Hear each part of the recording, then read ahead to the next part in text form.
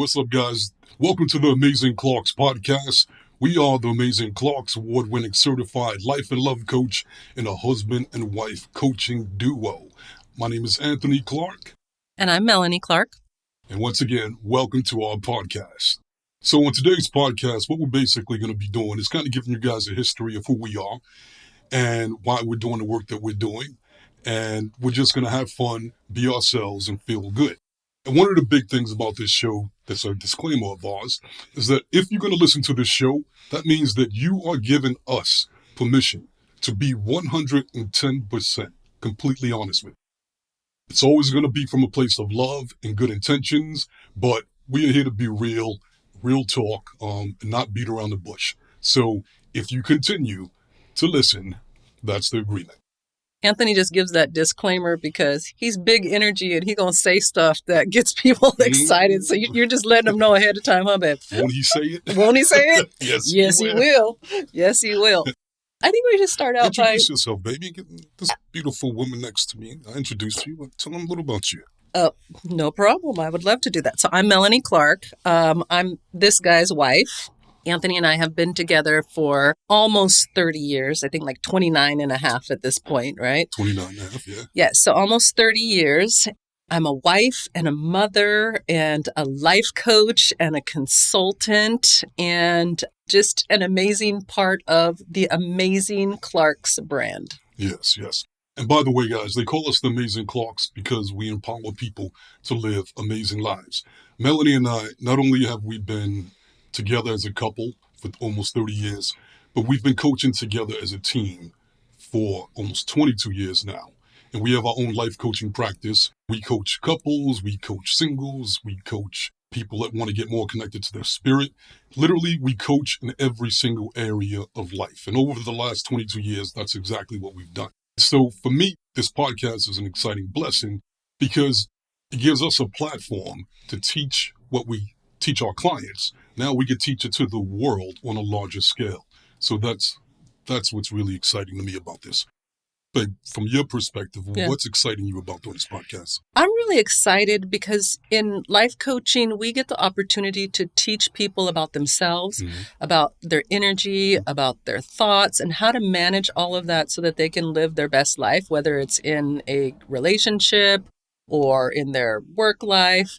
And I'm just excited to share that with people. I find it fascinating that people know more about cars or planning a vacation than they do about their own minds and their own energy. And I just really love the work that we do, empowering people to get more of what they want out of life. Like that just thrills me to my core. So being able to do that on a bigger scale is super exciting to me. I agree. We're like unicorns. Because first of all, let me say that everybody dreams about meeting their perfect partner, building their dream relationship, and staying madly and passionately in love for the rest of their lives. But the truth is that very few couples actually accomplish that. And we've done studies over the years, and we have this question that we ask people all the time. Out of all the couples that you've met in your lifetime, how many couples have had an amazing relationship, a relationship that was so good that you looked at that relationship and said, I want that one day? On average, the average person has only met 2 couples in their entire lifetime that have had those kind of relationships. So what does that mean? That means that the majority of the couples that most people come across are either unsatisfied in their relationship, they're not in a relationship, or they have a mediocre relationship. Right. Very, very few, less than 5% actually are able to build a relationship that gets better and better over time, to build a relationship where couples can remain passionately in love for their entire life. Most couples only remain in love for a couple of years. So we've been blessed to do something that most couples don't know how to do, but they want to learn. And so this platform is going to give us the opportunity to teach couples exactly how did we do it. We didn't get lucky. It wasn't an accident. It was done intentionally. And that's what this podcast is going to be about. It's going to be about us sharing what works and how to get there. You know, I think one of the reasons that question is so important is as human beings, we model the behavior that we're exposed to. And so if people don't see couples in happy, satisfying relationships, then they don't believe that that exists. And if they don't believe that that exists, then they will not attract that. They will not experience that in their lives. And we've seen probably in the last 2 decades, a lot of single people cannot find partners. And in our coaching, what we realize is they did not grow up with those role models. They did not grow up with those examples. So part of them does not even believe that it exists. They've just been exposed to relationships that were not happy and had a lot of issues.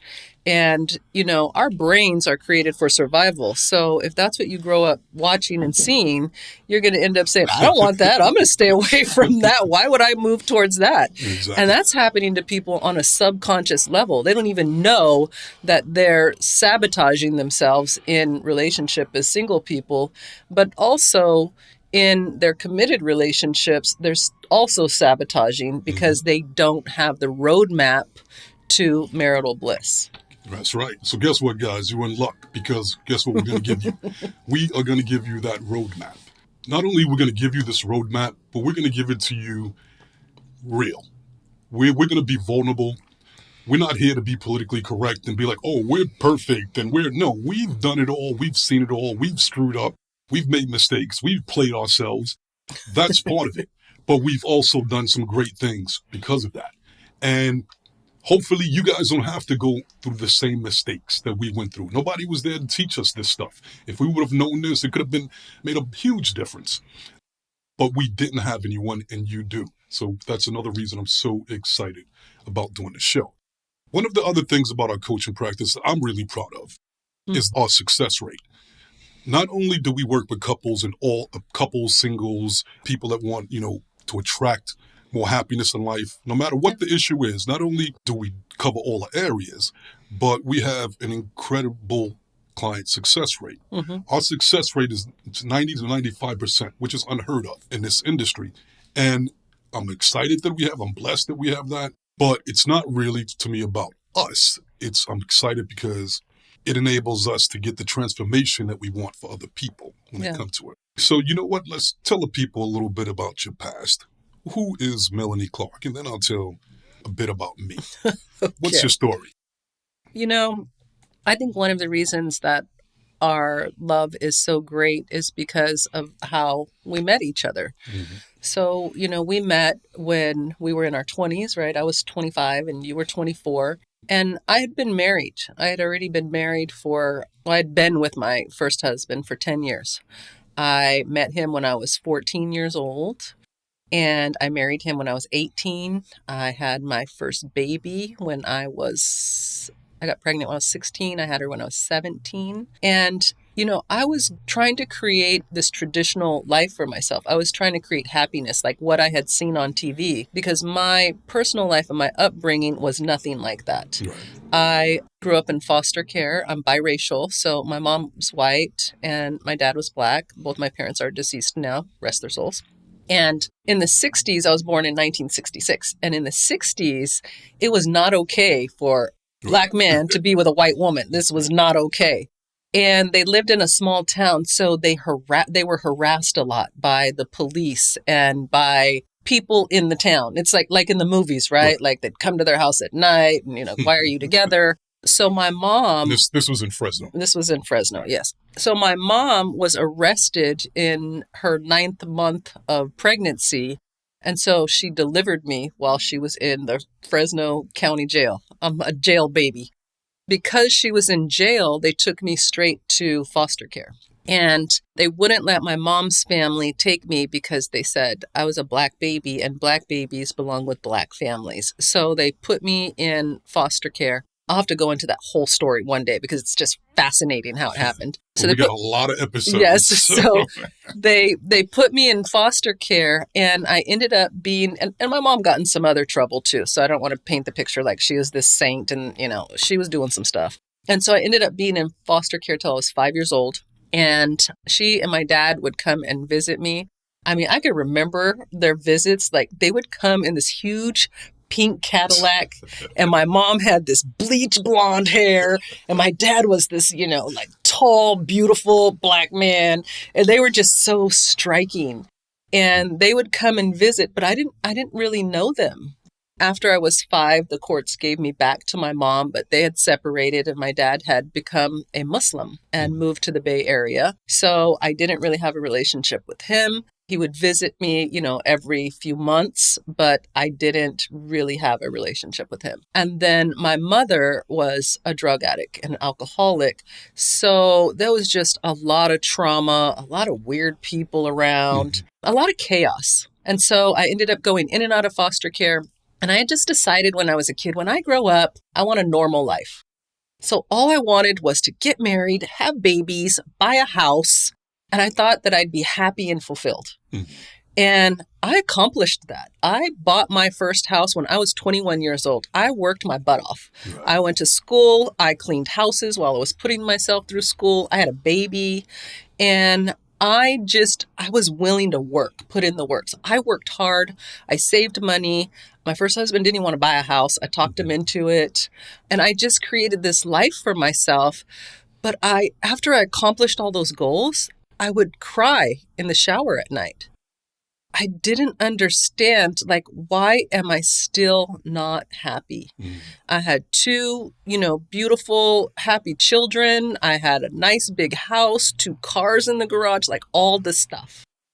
And I thought the stuff was going to do it, and it didn't do it. So I decided that it was my marriage. It was the relationship making me unhappy. So I got divorced. In that time of being single, I went to therapy. I started learning about myself. I started reading self-help books. I learned about my brain and my mind. I learned about my spirit. I learned about energy. I was literally trying to heal myself and heal traumas. I didn't know I had traumas, but I was trying to figure out how to heal myself. And in that process, I became really passionate about personal growth and self-help. And then I met you. Before I jump in on my part, let me say that yes, every time you tell that story and you talk about being a little girl and born in Fresno County Jail, and I've seen pictures of you when you were a little girl, and you were adorable. You actually look like our little daughter. Thank you. We have our daughter together. You're not going to make me 20. cry, are you? That's on you, boo. Okay. But cry if you want. Okay. I love your tears. And it touches me every time I think about that, from starting in Fresno County Jail to how far you've come against all odds. So that story always just that's one of the reasons I think it contributes to me loving you so much, because I always see that little girl inside you, which just brings out that male part of me, that protector that it just gets to me, makes me feel soft and gooey inside. See, you did make me cry. I knew it every single time. So I'll jump to my story now. I was born in Brooklyn, New York, and I was raised by a single mother with my 5 siblings. There were really no adults around besides my grandmother and grandfather. So pretty much a single mother raising 5 kids in Brooklyn. She had 5 kids by the time she was 25 years old. As a little kid growing up, I was always connected to spirit. I was always empathetic, a lot of intuition, very caring and loving kid. But as I got older, growing up in Brooklyn, it was like, there's no way I'm going to survive on the streets of Brooklyn being Mr. Loving, spiritual, nice guy. Sorry, don't work like that. So I consciously had to start becoming more hard-edged. But during that process, I also started looking at all the couples around me in relationships. And there was so much chaos. Everybody was so unhappy. Everybody was always fighting and drama. And it really bothered me. It hurt. It broke my heart. Because for me, once again, like I said, I was really connected as a kid spiritually. To me, it was like, come on, people. It's so easy. All you got to do is just love each other and get over your egos and just, come on, let's get it together. And it hurt me so much that at 7 or 8 years old, I would literally sit around fantasizing about, because I made a commitment. I told myself that one day I'm going to figure out the solution to this. One day I'm going to help couples. I'm going to help people live happier lives. I'm going to attract my soulmate one day. And we're going to have this incredible love affair. like the world's never seen before. Then we're going to turn around together and teach the world how to love like that. Right. I was obsessed with this vision, and this was my path, my destiny, and I knew it at 7, 8 years old. And I would literally sit around all day listening to love songs under the cover, fantasizing about this woman. Mm-hmm. And so, make a long story short, which is probably too late. It's okay. We want to hear it all. I was also an athlete. I didn't think I'd survive to live to be 18 years old in Brooklyn, but I survived. And I had an opportunity to come to California to play sports in college, to play basketball, which I believe to this day saved my life. Mm-hmm. And it was something I never expected to happen. I thought I'd end up dead or in prison like most of the other people in my life. Mm-hmm. So when I was in college, I immediately got into a relationship with my college girlfriend. And we moved in together right away. And then immediately I knew, like, I would notice right away when we were dating that she was, like, really bitchy to other people. Just really mean and just very, But to me, I was like, you know what? She's not like that with me, so I'm good. But eventually, of course, she started to become like that with me. Mm-hmm. So the relationship got worse and worse, and we were fighting like cats and dogs, shouldn't be together, breaking up, making up, breaking up, making up. Then, while we were breaking up, we were having sex. Mm-hmm. And one day she comes back and says, I'm pregnant. And not only am I pregnant, but I'm pregnant with twin boys. And they're yours. And I was real with her. I was like, you know what? When we weren't together, I was doing my thing. Were you doing your thing? Mm-hmm. And she's like, no, they're yours, they're yours. And at the time, I had an opportunity to play pro basketball in Peru and pro baseball with the Brewers, AA baseball. Mm-hmm. And when she got pregnant, and even though we didn't get along, and I knew she wasn't the one for me, and I could still feel the one for me was out there, I felt like, you know what, society expects me to marry her anyway, because this is the right thing to do. My father wasn't there for me. I promised myself that I would never be that kind of father. So even though me and her weren't compatible, it was like, I got to step up and take responsibility. So we got married. And I told my agent, forget the camp. I can't report to the camp right now. I'll check back in. So the twins were born, Anthony and Andrew, loved them to death, named them after me, Anthony and Andrew Clark. So after about 3 years, the fighting just got worse with me and her. We couldn't be around each other more than 5 minutes without getting into it. I didn't want to live my life like that. So I left the relationship and I took custody of the boys, half custody. So we went to court, and eventually I found out that the twins weren't mine. I was not the biological father of the twins. And that devastated me, and I hit rock bottom. Here I am in my early 20s. Not only did I lose my athletic careers, not only am I lost my college career, but I lost my family. I'm divorced. I lost my twin boys who were the love of my life. I hit rock bottom and even felt suicidal at points. But even though that happened, in the back of my mind, my spirit was like, you know what? This is actually a second opportunity for you. Yes, you could look at it like a curse, but it's actually a blessing, because it gives you another opportunity to live your life and to not give up your dreams and to not make those same mistakes and go for something bigger and greater. And plus, that woman out there, their soulmate, she is still out there. And I could literally feel it. I could feel her. But I also knew I had to be the best me possible. Mm-hmm. So I started doing my research on psychology, therapy, how to date women, studied relationships. I just obsessed. That movie Hitch, that all of you guys have heard before, to this day, I'm convinced that someone found my letters and read each one out loud. I was like the original Hitch. They called me the game doctor. They called him the date doctor. So after I stepped up my game and got, just unstoppable with opposite sex, other men start coming to me for coaching advice. So I started coaching other guys, and that's what kind of led me into coaching. And so one day, because I couldn't find one woman that had all the qualities that I wanted, I would date a bunch of women. One was smart, but she was not a good cook. One was a good cook, but she had no sense of humor. One had a sense of humor, but she was dumb as rocks. And it was like on and on and on. So, and I was honest with all of them. Like, okay, I'm just rebounding. I'm not ready for anything yet. I'm not trying to get to a relationship. I just want to date. You can date other people. I'm doing my thing. You can do your thing. So I was gathering information. Yeah, I remember that spiel. Yeah, you gave it to me too. Mm-hmm. Yes, I did. Yeah, you did. And you responded better than anybody else. I got to admit that. Obviously. Yeah. I made the cut. You made the cut. Yes, you did.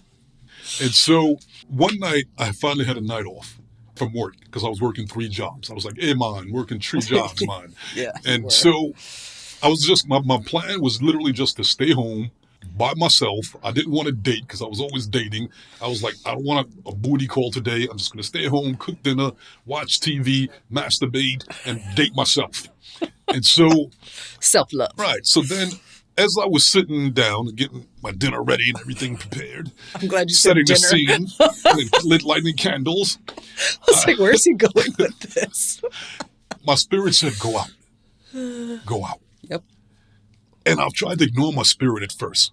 And they kept going, go out, go out, go out. Go to this one club, go to this one club. Finally, I was like, I just want to stay home, but fine. I'll go to this one club, spirit. And just to shut you up, I don't know why you're sending me to this club, and then I'll come back. Fine. I got dressed, went to the first club. Got to the club, and the bouncer there, who I knew, said, yes, it was dead. And he was like, yeah, but this bad chick named Melanie came in. You just missed her. I'm thinking, what? Who? The hell you tell me about some chick named Melanie? Whatever, I'm out of here. And so I was on my way home, still tripping out on my spirit, like, why did you send me here, spirit? And I was almost home, and there was one more club, and my spirit said, go to that club. And I was like, I just went to the club. It was like, just go there, and you can go home and date yourself. Okay, fine. So I walked in, and when I walked in, I saw you. Yep. And I saw you too. Yeah, you were across the room, and I remember that there was a bunch of old guys around you. I like old guys. And I had seen you before, as you, of course, and I was really attracted to you because of course, you were hot. You're hot now, but you were hot Thank then. you, honey. And all the other women in the club were trying to play cute. Like, oh, they saw me, they would flirt with me, but they were expecting me to approach them, but I wasn't going to approach them. Then you started coming towards me, and I knew you were coming up to approach me. And so as you were walking through the crowd, guys were trying to grab you, and you were shaking them and looked like the Heisman Trophy running through the crowd and dodging them and diving and just stripping, shaking them. And so when you came up to me and you said, hey, how you doing? I was like, hey, what's up? You were like, hey, so did you ever call my sister? Oh, you could tell that vibe because you do my voice better than me. Yes.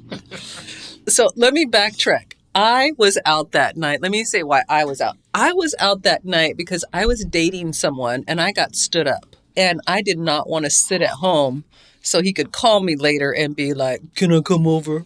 I was like, you are not booty calling me. I'm going out.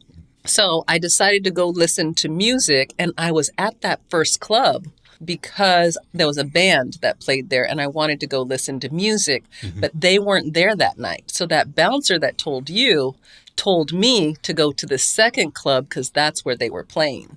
And when I got there, I sat at the bar and all the old guys started chatting me up and buying me drinks. And I was like, life is good right now. Like, I'm getting free drinks. I'm looking cute. I'm hearing my music. They were T-paining you. Yes.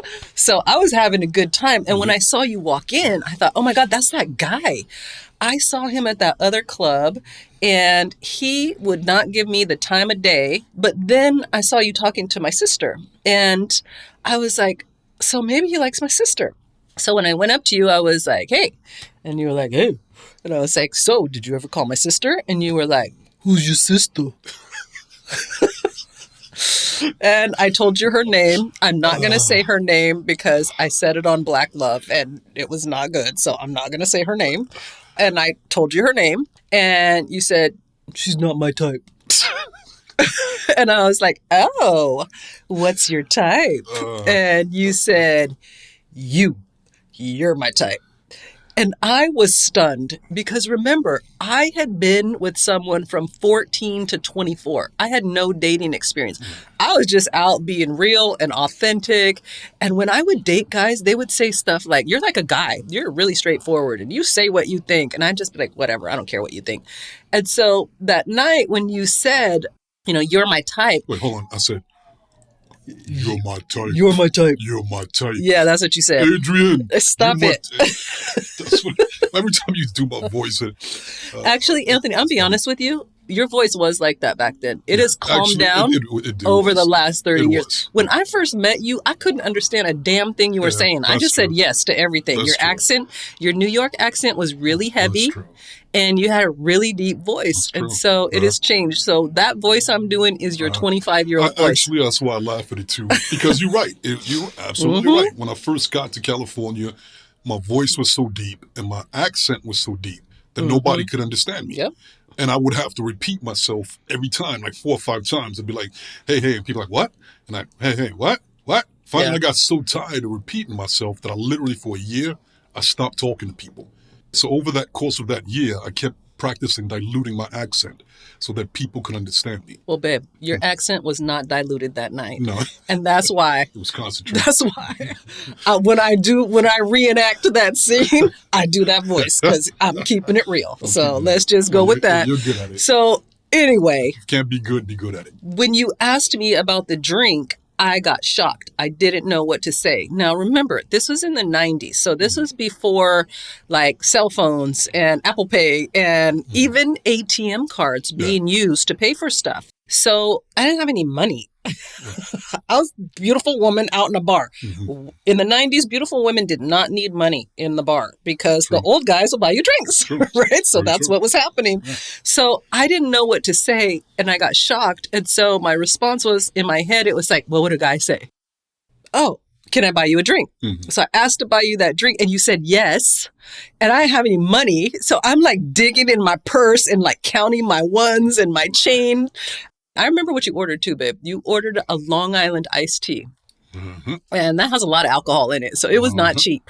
So I got up to the bar and I knew the bartender. And so I was like, he wants a Long Island iced tea and I only have $4 or whatever I had. And he was like, no big deal, Melanie. I got you. And I got you your drink. And then after that, you bought me drinks. Right. But that was one of the big things too that impressed me, that you offered to buy me a drink.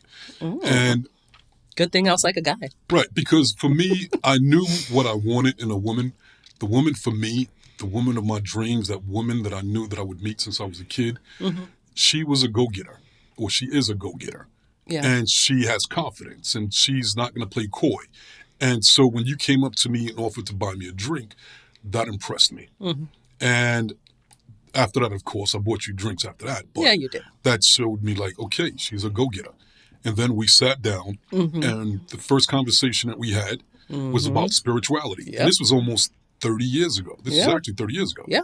And back then, nobody was talking about spirituality. Or energy. Yeah, energy. I remember we had a talk about our personal energy. And I remember thinking like, this guy is deep. Like, I can have this deep conversation with him. Right. And I felt the same way about you. And we talked literally for hours, all night. I don't even think we danced. No, we didn't. No, I think we danced like once or twice. Okay. And then we got into this conversation and we never left the table. Right. And while we were talking, I could feel like maybe she's the one. This might be it. She might be the one. Oh. Yeah. And that was impressive. Yes, you are. Yes, you are. And so the night ended. And so from my perspective, because at the time I was going into the Department of Corrections, so they were going to send me out into the desert. Yeah. And I was going to go to training and then to the academy and then to the desert. So my life was in transition. Yeah. So it was like, okay, I feel this amazing chemistry with her that I've never felt before this quickly. She's beautiful. She's deep, intelligent. Now, if we're going to make it, if there's a possibility, we have to have sexual chemistry. Because sexual chemistry to me is very, very important. Right. And so it was like, okay, I'm going to offer her the opportunity to go home with me. And if she says no, that means she's probably not the one for me, because my soulmate, she goes for after what she wants. She doesn't have to be politically correct to play games. Right. And if there's chemistry there sexually, great. Let's move forward. If there's not, then we'll know. Yeah. So I asked you, hey, I'm leaving. You coming home with me? And you paused for a second. And you looked at me with that look in your eye like, are you a serial killer? Are you going to kill me? And then I called my friend and told her where I was going. Yeah. And so my buddy called me and was like, yo, what's he doing? I was like, you going to kill this girl? No, not this one. No. This one. I know. Joking. Okay, disclaimer. Anthony got jokes. Yes. He ain't killing nobody. No. I ain't that. I'm a lover, not a fighter. Yes. So you went home with me that night. The sex was amazing, and it was like, okay. Then you tried to creep out, try to bounce.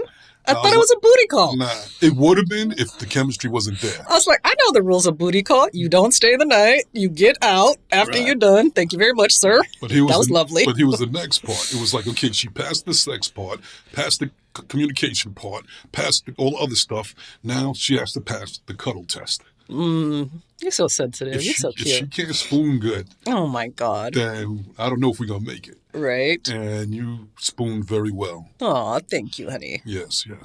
After that, it was on. Fast forward, here we are 30 years later. But one thing I want to share with you guys real quick. Our whale story. Okay. Let's tell that real quick. Okay. Because now keep in mind that, so we met, fast forward, about a year and a half, a year? Yeah, about a year. About a year. So here I am getting ready to go I went to the Corrections Academy.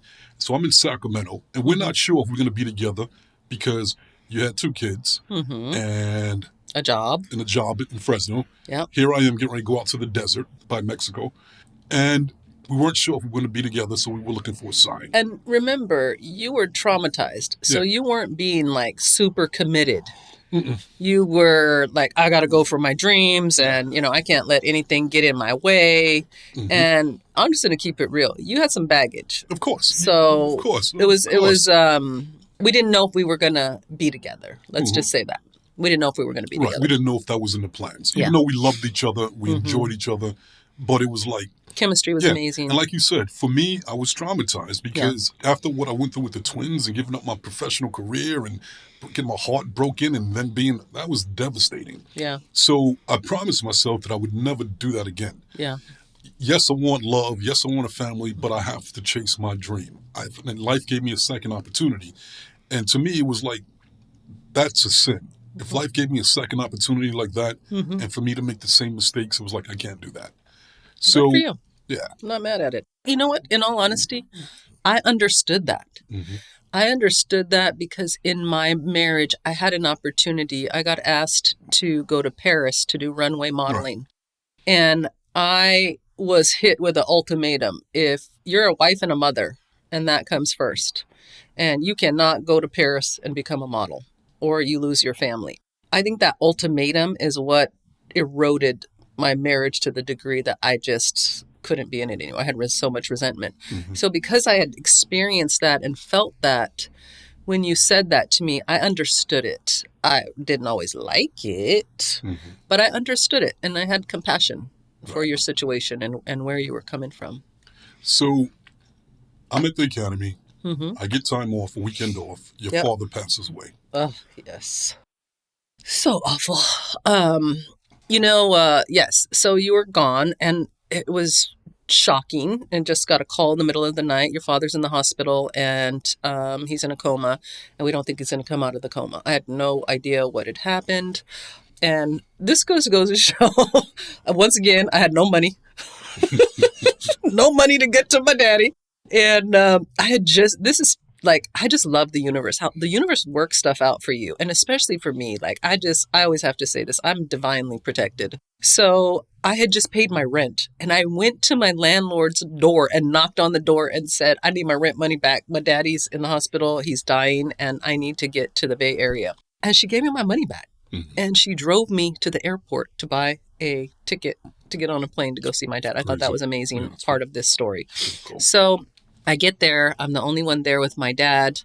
His wife had a nervous breakdown. None of my other siblings could get to him. So I was there and I had to make the decision about his life support. And I was only 26 years old. It was a big decision. And I felt so alone and so lost and so devastated, so hurt that my father was passing. Because I had just developed a relationship with him. I had maybe had a relationship with him the last 7 years because I didn't get a lot of time with him when I was a little girl. So we developed a relationship in my adult life. And here I was losing him. So I was devastated. Then he passed and I had to get on a plane to go back home. And when I was on the plane, this guy sat next to me and he was like, can I ask you a question? And I'm like, no, my dad just died. Leave me alone. Don't talk to me. And he was like, I promise I'll leave you alone. I just want you to answer 2 questions. And I was like, yeah, what? What are the questions? And he just said, if you could have any material possession other than money, what would it be? And I said, easy. I'd want to own my own island. Why? Because I really love to be alone. I love solitude, and having a whole island to myself would be amazing.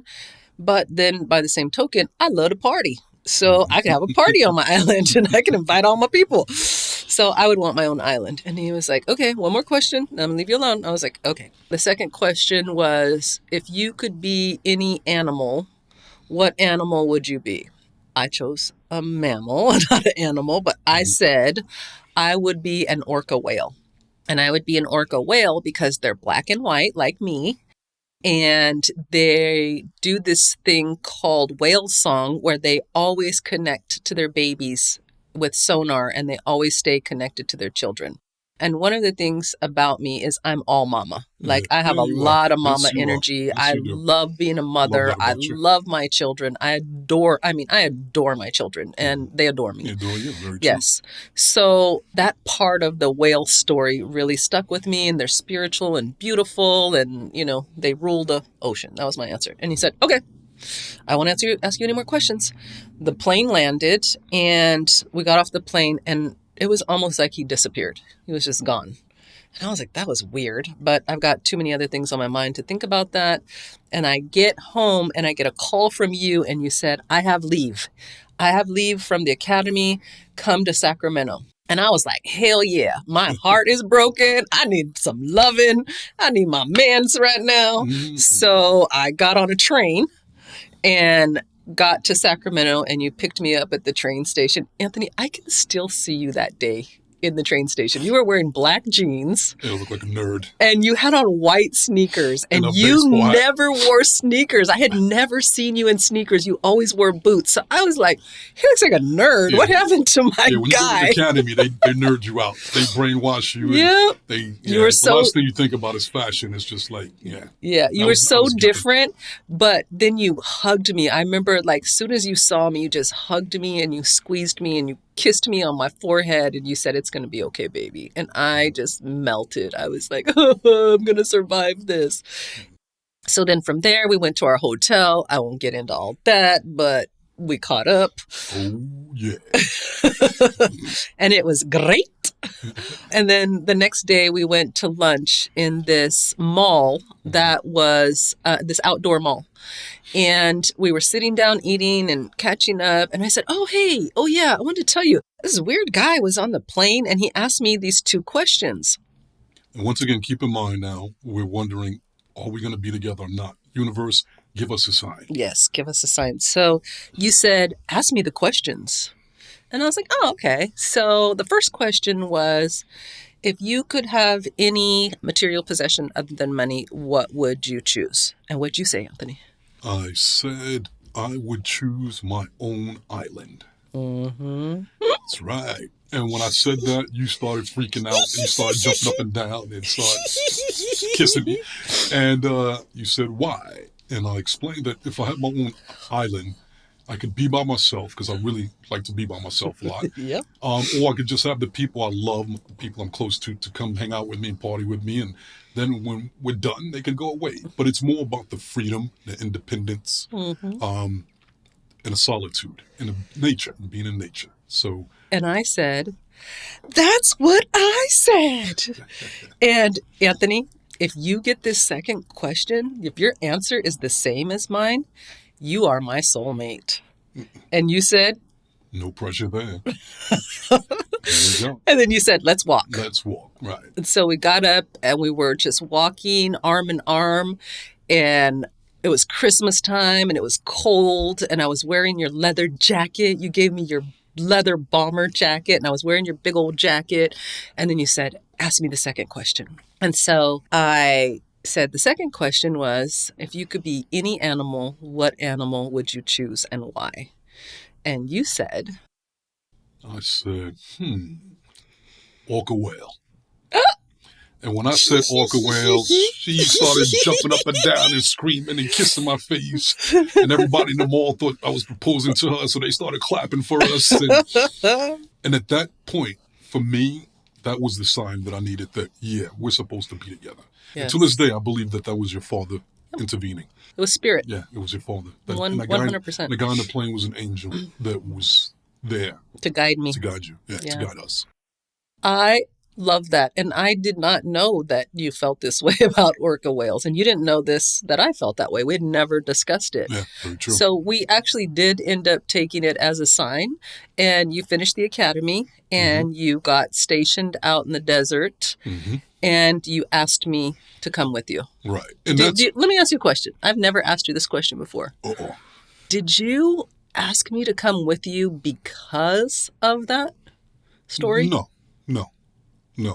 That just helped me to get past some of my traumas. Because when you have that trauma, that voice is always in the back of your head, that fear, that amygdala, like, don't do it again. This could go bad. Yeah. So there was so much love that once love overpowers that fear, that's when you move towards love. Yeah. And so that helped me to get over the hump. Okay. And that made it more love for me. Like, yes, I'm more confident. This is a sign, and I'm very connected spiritually. So yeah, you are. When I feel signs, I can tell that it's a sign. Yeah. So fast forward now, we fall in love. Yes. And we have this amazing relationship, and people around us are going, "How are you guys doing this? How are you guys doing this?" So then we started helping couples. Yeah. And it just kept expanding and expanding and expanding. And that led into a 22-year coaching career. Yeah. That's how we got into coaching. We didn't plan, even though as a kid I wanted to do it, but then throughout the most of my life, I kind of forgot about that. And when I met you, we came back full circle. And then we learned how to build a great relationship by using our own relationship as a test tube, as like a guinea pig. Yep. And our perspective was, we don't just want a partner, we want a soulmate. We don't just want a relationship, we want bliss. And either we can have that, if we don't have that, we'd rather remain single and by ourselves. So we made a commitment to go for bliss. In our first relationships, we just went for relationships, marriage. We didn't consciously create it, and we did everything the traditional way. Right. And with our relationship, we realized that we couldn't do it the traditional way and build a relationship that gets better and better over time and that'll keep us in love for the rest of our lives. So we have to create our own roadmap. We spent years through trial and error, through research, through thinking out the box. We created that roadmap. Right. And once we created it, we started sharing it, and that turned into an extremely successful international life coaching practice. Well, I'll add to that. In coaching, we always say your success is in your mess, right? I really believe both of us going through traumatic divorces in our 20s from other people, we used that to build our next relationship. We talked about what went wrong. We talked about how we felt, what we needed. Those relationships helped us to get clear on who we were and what we wanted and what we needed. And I think going into those relationships, we didn't know what we wanted. We just wanted love, right? We just wanted love. And sometimes when you just want love, you'll accept a lot of stuff that you maybe wouldn't accept if you had more clarity on who you are as a human being. And when you love yourself, I know in my first marriage, I did not love myself. Right. I was just trying to hit the benchmarks and be a good girl and, be a good member of society. And that just didn't work. So, when you and I got together, we kept saying things like, we're not going to be traditional. We're going to do things differently. And I think the level of honesty that we have with each other and how we treat each other, and we'll call out anything. Not all people were able to do that. And we didn't have role models. We had to create it ourselves from nothing. I agree. And we were able to do that. And we have built a relationship where we talk about this all the time, where we fall more and more in love over time. Do we have our challenges? Of course. You always have your challenges as a couple. That's part of it. But we always look at it like those challenges are opportunities to grow. And to go there, you have to grow there. And so those passionate debates, we use them to help us to grow. I love a passionate debate, honestly. Exactly. But what we wanted to accomplish, what we set out to accomplish, we did that. And even to this day, when I think about the little Anthony growing up in Brooklyn with that dream of finding his soulmate and teaching the world how to love, I'm living that. I've been living that for 20 plus years. Mm-hmm. So to me, life prepared me. Everything I encountered was preparation to become this. Yes. So I had to go through divorce. I had to go through losing the children. I had to go through all of that in order to become who I am now. Yeah. Now, so let's end it on this. What's your greatest hope or goal for the future with coaching? What would you like to accomplish? What's the big picture for you? You know, for me, I want to give as many people tools as I can to understand how to live their best life. It comes from within. And I love teaching people how to access that part of themselves. So I just want to continue to do that on a larger and larger scale.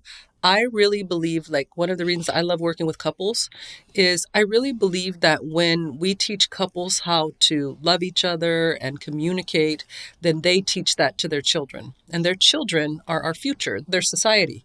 And I think that it starts with the core family. So I really want to create more love in the world. Which goes back to our mission, which was Love The Revolution. love revolution. And Yes. our goal has been for years to create a love revolution. 100.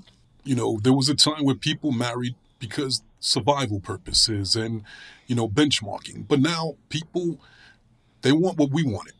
They want to get married. They don't want a partner. They want a soulmate. They don't just want a relationship. They want bliss. Yes. And they've upgraded what they want now, but they don't know how to get there. So our love revolution that we've been creating over the years has been about teaching the world a new and better way. Yes. To have what they want. To love and date. Right, to love and date.